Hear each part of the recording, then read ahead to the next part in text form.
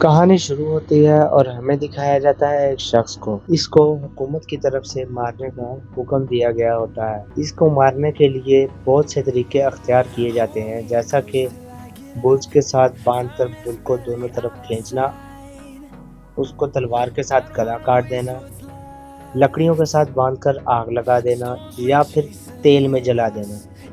لیکن ان میں سے کوئی بھی طریقہ اس پر اثر نہیں کرتا اور وہ ہر طریقے میں زندہ بچ جاتا ہے۔ اس شخص کا نام ہوتا ہے گابی مارو، گابی مارو دی ہولو۔ اس کا تعلق ایوا کاگورے ولیج سے ہوتا ہے اور یہ ایک شینوبی ہے۔ اس نے اتنی سخت ٹریننگ کی ہوتی ہے، ایک ایسی ٹریننگ جس کو پورا کرنے کے لیے بہت سے لوگ اپنی جان گنوا دیتے ہیں لیکن پورا نہیں کر پاتے۔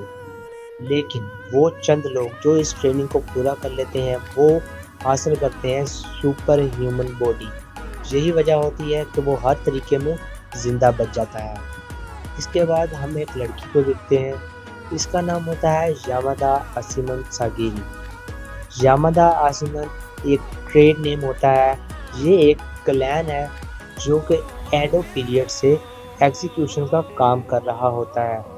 یہ اپنے کام میں اتنے ماہر ہوتے ہیں کہ یہ ایک ہی وقت میں سامنے والے کا گلا کاٹ سکتے ہیں۔ اس کے بعد ہم گابی مارو کو دیکھتے ہیں، اس کو ایگزیکیوشن کے لیے اس کے سامنے لے جایا جاتا ہے۔ اس بار پہلی دفعہ گابی مارو اپنے بچنے کی کوشش کرتا ہے۔ وہ ایک دوسرے سپاہی سے تلوار کھینچ کر پہلی دفعہ حملہ کرتا ہے۔ اس سے پہلے ہر ایگزیکیوشن میں وہ چپ چاپ کھڑا رہتا تھا۔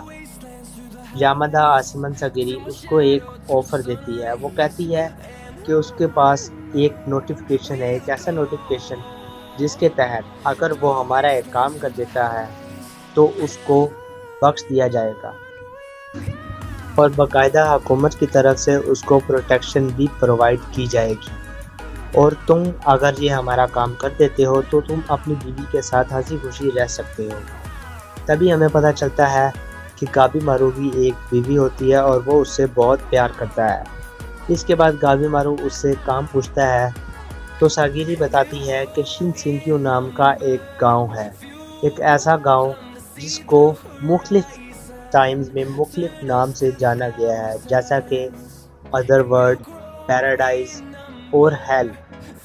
ساگیری بتاتی ہے کہ اسے وہاں جانا ہے اور وہاں پر الیکسر آف لائف ڈھونڈ کے لانا ہے۔ اگر وہ الیکسر آف لائف ڈھونڈ لاتا ہے تو اس کو ہماری طرف سے آزادی بھی مل جائے گی اور باقاعدہ پروٹیکشن بھی پرووائڈ کی جائے گی گاؤں والوں سے۔